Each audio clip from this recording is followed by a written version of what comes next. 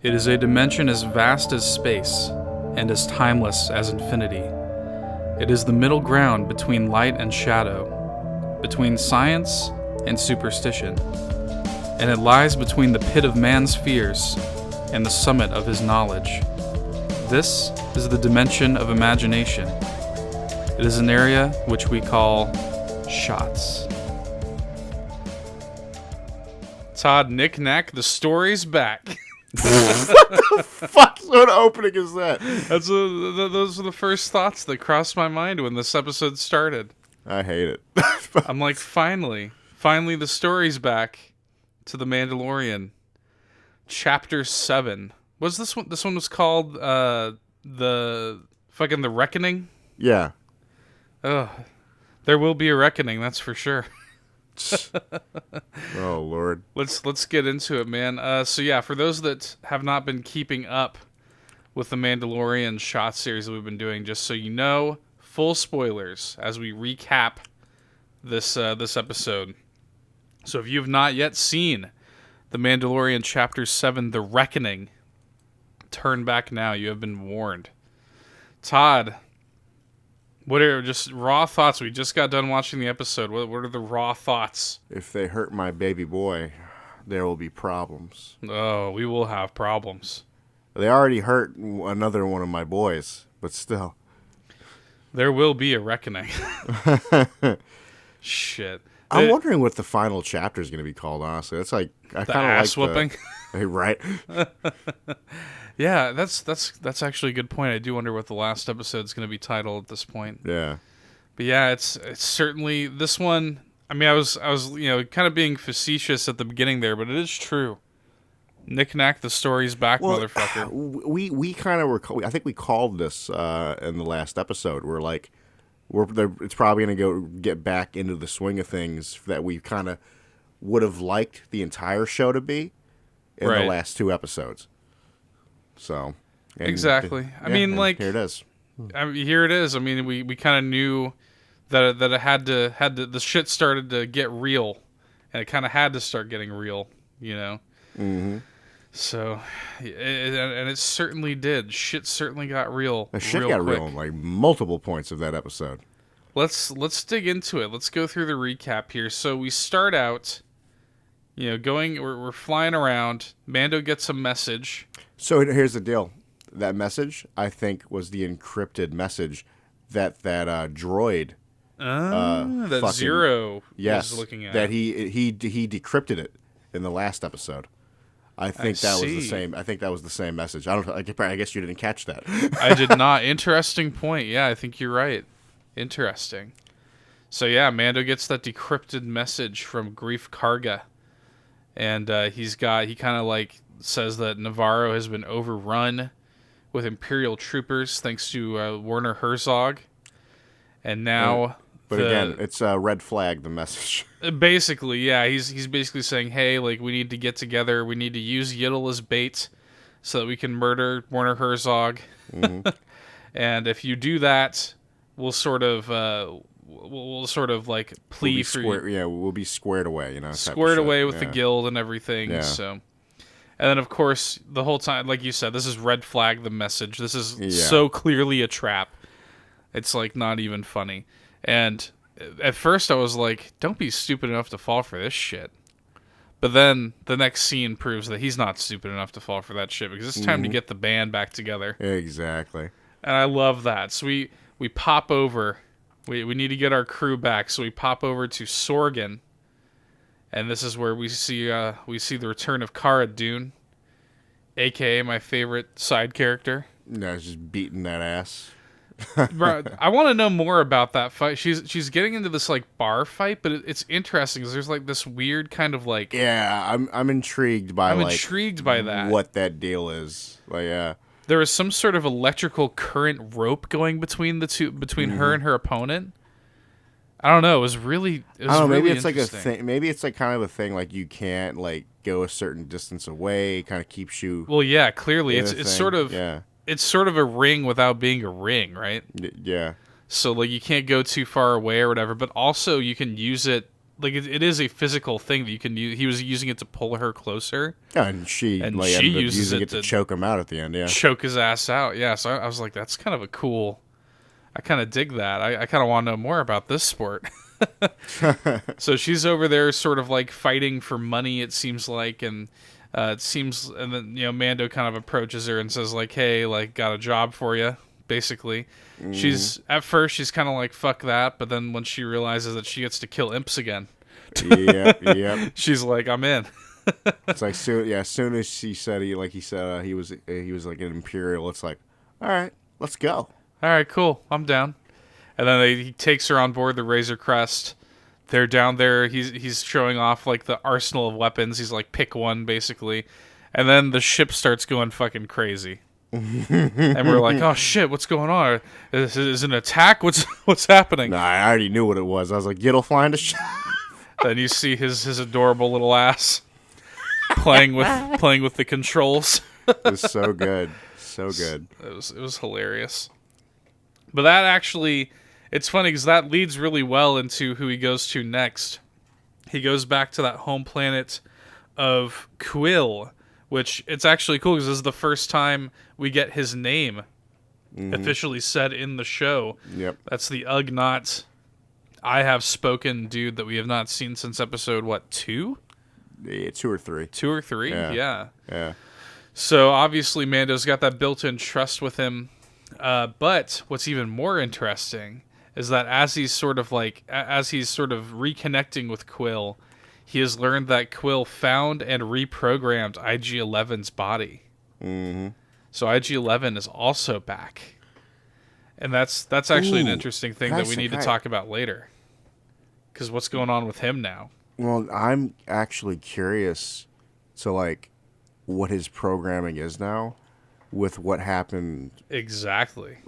I'm so curious about, like, is he going to, like, go, like, kind of ape shit? Exactly. Ooh. So, yeah, that's sort of my thinking, too. I'm like, what's going on with that now? Ooh. So, yeah.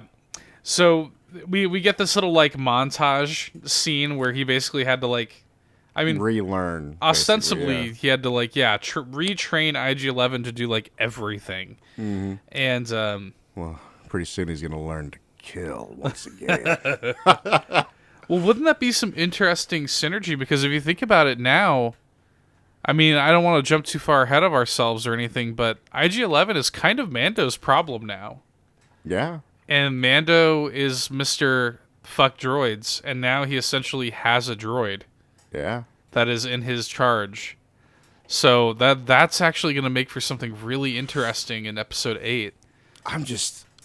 Oh, God. Mr. Anti-Droid now has to have a droid companion. I mean, he doesn't have to have one, but... What was he going to do? Just instantly go in there and like pop him in the head and be done with it? I doubt it. No, he's not going to. Wouldn't that be some He wouldn't want to dishonor Quill's memory like that. God, no. That's just going to be really fascinating. Yeah, that's actually a really interesting loose end to tie up in Episode 8. Yeah. So this is an interesting kind of sequence, and after there's a little bit of back and forth, Quill agrees to go with Mando, and he's like, "But I'm bringing IG-11, and I'm bringing 3 blurgs." Yep, 3 blurgs. And they somehow, I guess, have room for 3 blurgs on the ship. I have spoken, motherfucker. Mm-hmm. So on their way back in the ship, we kind of get this shot where Quill's kind of like tending to his blurgs or whatever, and Cara and Mando are arm wrestling. Being in conflict. Yiddle. Yes, Yiddle doesn't understand. Mm-hmm. He doesn't know what this means. He sees basically... What he processes this arm wrestling competition as is Cara hurting Mando. Mm-hmm. So the motherfucker starts to force choke her. Dude, his fucking face. Yiddle's face. The way it just morphs downwards and he just looks angry. And I was just like, dude, I was like, holy shit. I think both of us were like, holy shit. Well, here's the thing. Like, so... This is the really interesting thing about this to me. And I was going to say this as we were watching the episode, but so much was happening. This is kind of too complicated of an idea to unpack. But now that we're in the episode of shots, I have to just unpack this. Now, we are kind of unclear how the nature of the Force in this new canon is, you know? Mm-hmm. Yeah. Like, but in the past, like, Force Choke was ostensibly 100% a dark side. Dark side. That was always, to me, a dark side ability. Like, Force Choke equals motherfucking dark side, dude. Like, and in fact... Well, it's like a power done in anger. You know right. what I mean? So. Right. And it almost, like... And again, I don't know how this sits in new canon, but you could even go as far as to say that, like, you almost had to be dark side to, quote-unquote, like, unlock Force Choke. You know what I mean? Yeah. I mean, I feel like the way they can get around it is just, like... is like the way I just said it, kind of like in anger to bring out some shit like that. Well, let me posit this to you, though. Because we see the two demonstrations of Force ability that we see from Yiddle in this episode is a demonstration of extreme dark side of the Force and extreme light side of the Force. Yeah. Is this the first canonical representation of an infant gray Jedi? Ooh, yeah. Like a true Jedi, like a true, completely balanced, yeah. This is what I'm saying. Maybe that's the play here. He does represent balance. Actual balance. Actual between dark and light. Like, in a way, we've never really seen that. There's always been, like, some conflicting energies, but... I mean, I think the closest thing I think we've ever gotten to, like, at least a true Jedi in that sense is probably, like, Qui-Gon Jinn. But, yeah. But that's about it. But even then, we're seeing this child... Oh, yeah. Utilize both sides like that. I just think that's really fascinating. I think that's something that we could really see expanded upon. I was a little terrified. Shit, I was like, he's gonna kill this motherfucker. I was like, shit, it's just the face, man. Yeah, but he was still adorable. Well, you're adorable little baby. and it's just funny. But I mean, he's cute, but he doesn't really understand. Yeah, he's still a child, and like, I mean, that's the craziest shit to me. Like, 50, still a 50-year-old, 50 years old, but again, he's still a baby. And also, we saw him use the Force for the first time in episode 2, I think it was. Mm-hmm. And we see him lift that big monster, and it drained him for the entire day. He did technically kind of slump over a little bit in this, but not nowhere near the level that lifting that big old fucking creature. He was not knocked out the way he's been. And he knocked straight out. up like healed like basically a fatal wound. Yeah, so I'm sitting here, I'm like, so he's kind of like getting progressively more powerful also. Mm-hmm. Without even really realizing it. It's really interesting. And I thought it was cool how Quill was like, I've heard rumors about this. Yeah.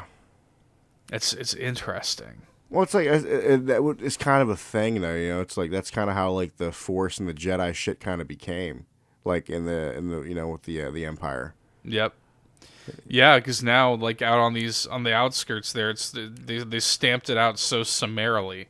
Yeah. That something as big as the Force is just rumors.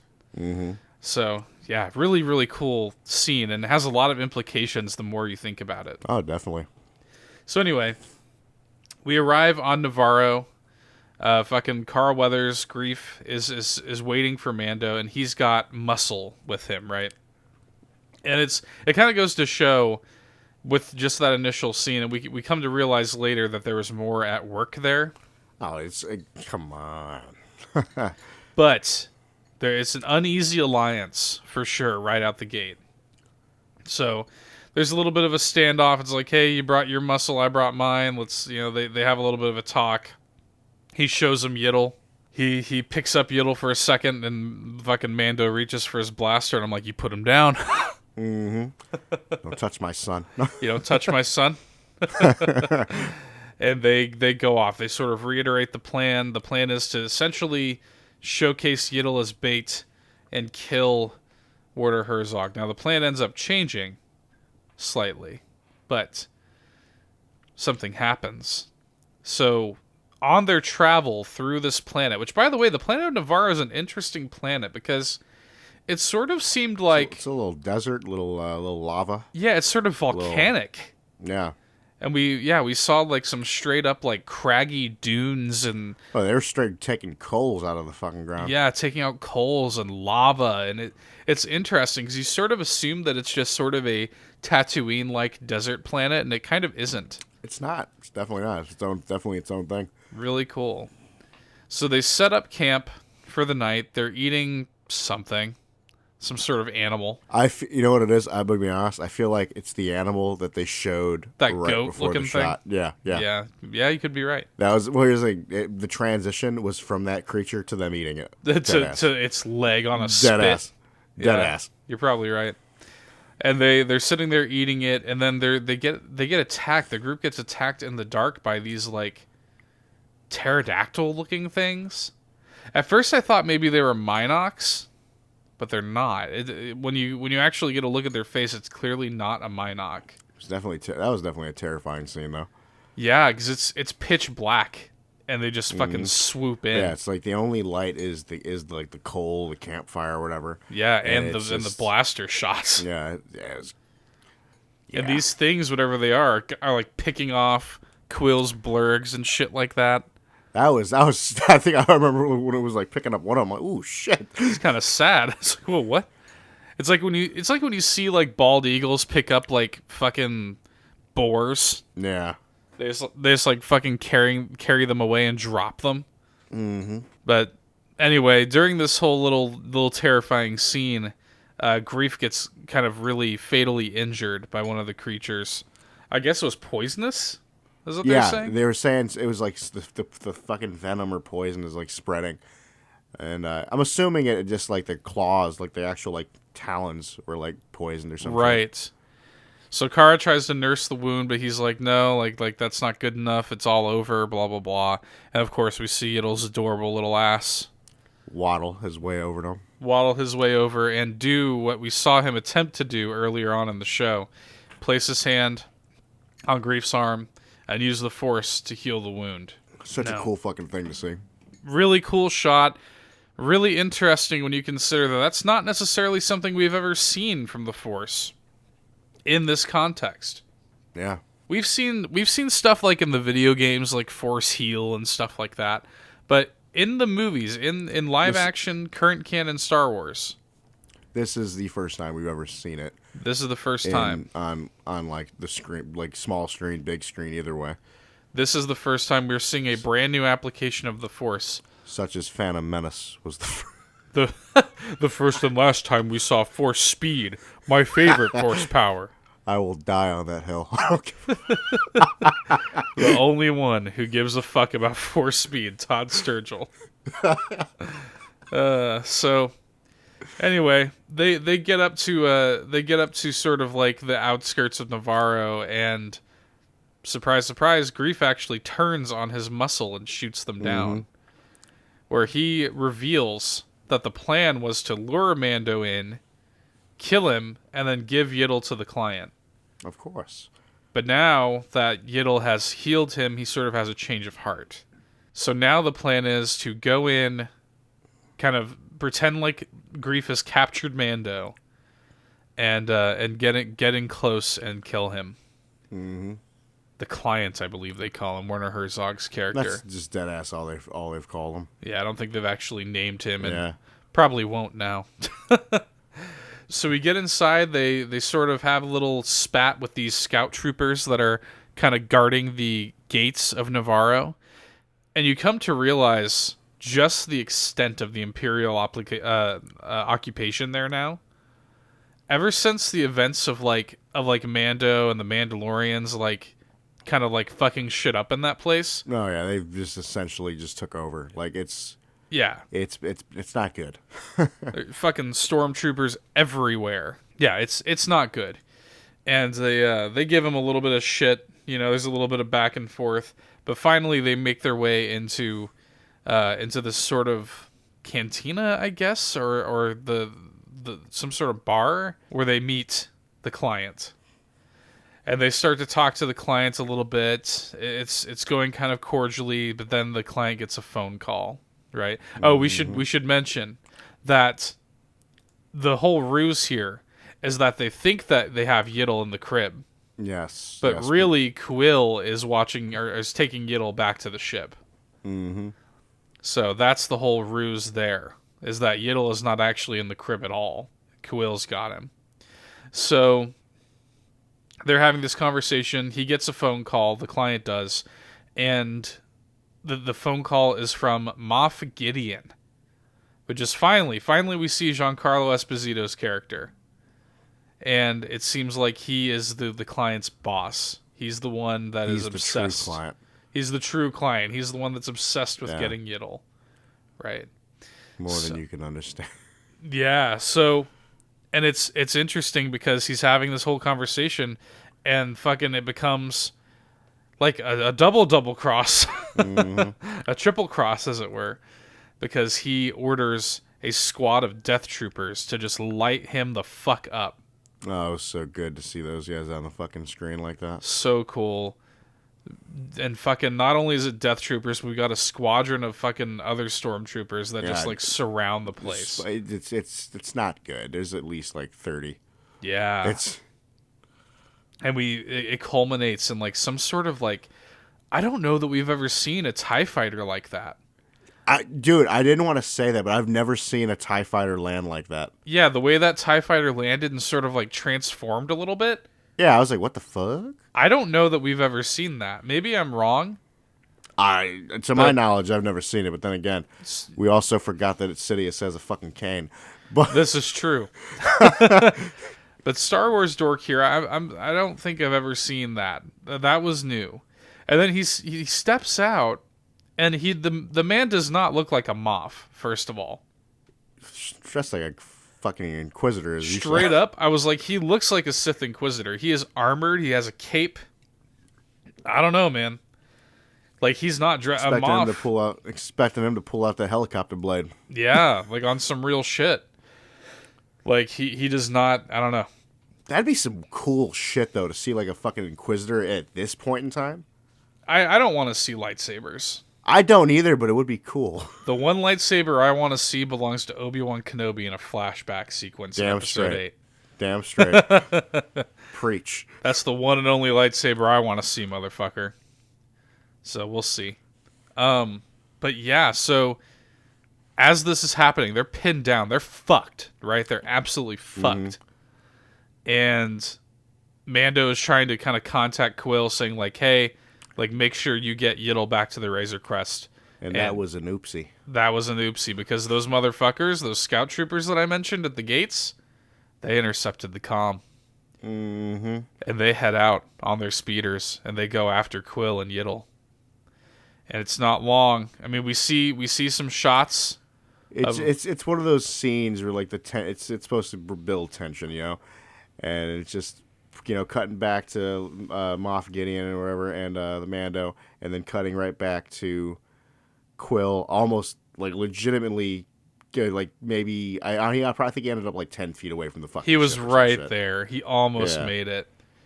But I mean, hey, and I do kind of like the way that they set it up though, where you don't actually see him get shot. Yeah, it's obvious what happens. You do see the aftermath, and it's like they did my boy dirty. They shot him. Shot him. You see him laying there on the ground, R.I.P., and we see him getting scooped up. We see Yiddle getting scooped up by a scout trooper, and that's that. Whew. And that's how that episode ended. I think we were both like, "Is this how this shit's ending?" I was like, "You son of a bitch!" You know, it sort of felt like this episode was like part one of a big 2-part finale. That's exactly what it is, though. That's exactly. I'm just like, damn. I almost wouldn't be surprised if episode 8 is called The Reckoning Part 2. Kind of don't want it to be, but I could definitely see it. I'm like, there needs to be a fucking reckoning at this point. I don't know. I'm sad about Quill. I'm glad he came back. If he was gonna die, at least he died for Yiddle. But at the same time, it's like, damn. Now, here's my question. I want to speculate on this. So Moff Gideon seems to have a personal vested interest in Yiddle. What do you think that's about? Do you think he's answering to somebody else? Or do you think he has a personal reason? Do you think, in other words, do you think Moff Gideon has somebody that he's answering to? He's answering to our dear Lord Palpatine. I mean, I guess I want to know the end game. I guess I want to know. I want to know where does the buck stop with him. That's the other thing. We still don't know anything about Yiddle, really. So I'm assuming that's what we're going to get in episode 8. Yeah. Or maybe not. I mean, maybe we don't learn that much about him. I don't know. I think they've already kind of said that we're going to get some backstory. They did, but I'm curious how much we're really going to get. I mean, I don't really want to get like too much. I don't want to still get want too there much. to be a level of mystery. Yeah. Like I got no issue like I don't know, finding out that he's like I don't know, he's probably I'm gonna be honest, I wouldn't be surprised if he was a clone at this point. Yeah. See a whole bunch of Yiddles and fucking back to tanks. God. God, An adorable army, unstoppable.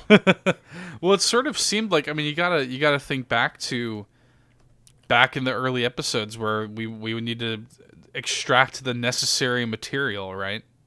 Mm-hmm. So they didn't even necessarily care if he was alive at the beginning. Nope. So they want the midichlorians, or they want his DNA or something. But I just want to know why. Why, Todd? Why is this all happening to my baby boy? It's left me with more questions and no answers. No.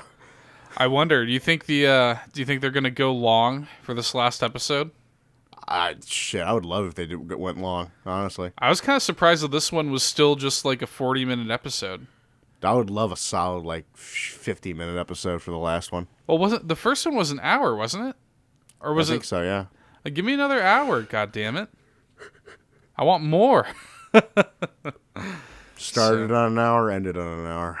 It is crazy.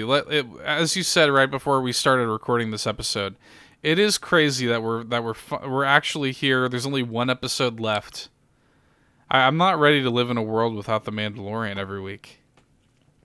I'm not ready to live in a world without seeing Yiddle's glorious face. Well, that's why you're gonna have to buy the plushes and the toys when they come out next year.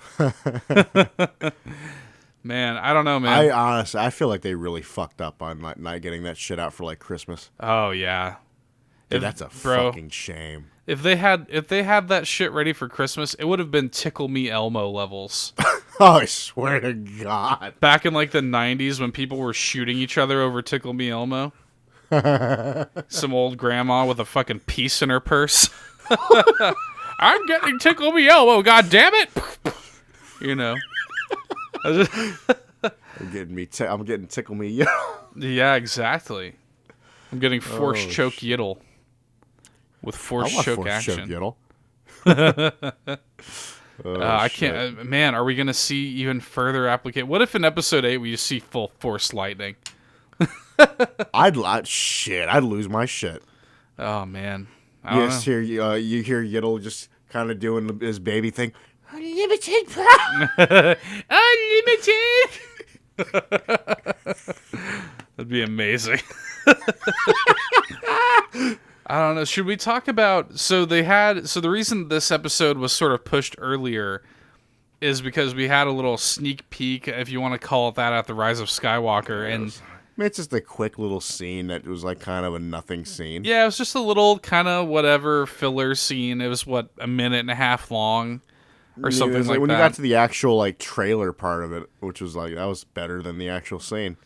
Yeah, because at least that showed some new clips from the movie. It showed a little shot of Rey with like a hood up. And I was like, ooh, I like that. Yeah, it's you can see that hood actually on the Battlefront 2 skin. Nice.